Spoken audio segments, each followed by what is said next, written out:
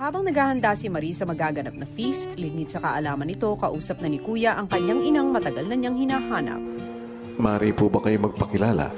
Ako po si Eunice Vergara po. Religyosa na po ako ngayon. Bakit ka nandito? Dahil po sa hinahanap po ako ng anak ko. Si Marie Carmen po. Kumusta po kayo? As of now po, nininervous po ako, Kuya.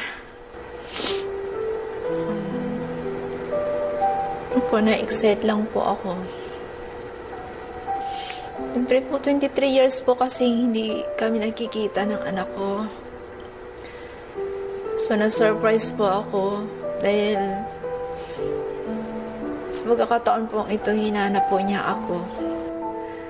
Pumayag po akong ipaampun yung anak ko dahil maganda naman po ang pakay nila sa anak ko mapapunta sa ibang bansa.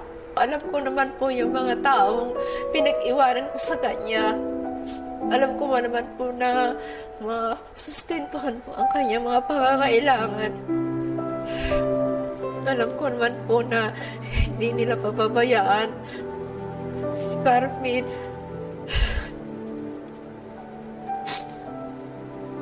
Sa mga panahon na nalayo ka sa iyong anak, si Marie, anong matapos sa isip mo nun? Nakasagay din po sa isip ko kung kamusta na siya. Darating na panahon na makita ko siya. Sa araw-araw ko po na ginagawa sa buhay, hindi ko rin po naialis sa isip ko ang mag-iisip sa kanya. Kung saan na siya. May panahon ba na sinubukan mong hanapin yung anak mo? Sa totoo lang po, hinahanap ko siyang hanapin sa Facebook. Kaso po, iba po ang pangalan na lumalabas. Hindi po siya. Gusto ko man po siyang balikan at kunin.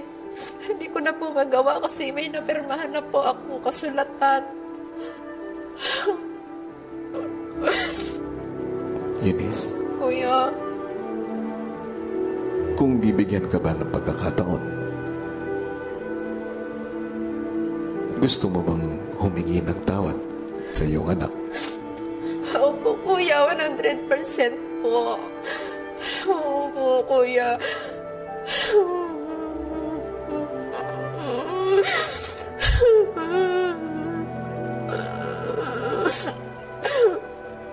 Dahil po sa mga panahon na lumaki siya, wala po ako. Na dapat sa mga panahon ngayon ay kasama niya ako. Naalagaan ko siya. Naasikaso ko sa araw-araw at lalong-lalo po sa pag-aaral. Wala po ako. Hindi po niya ako kasama.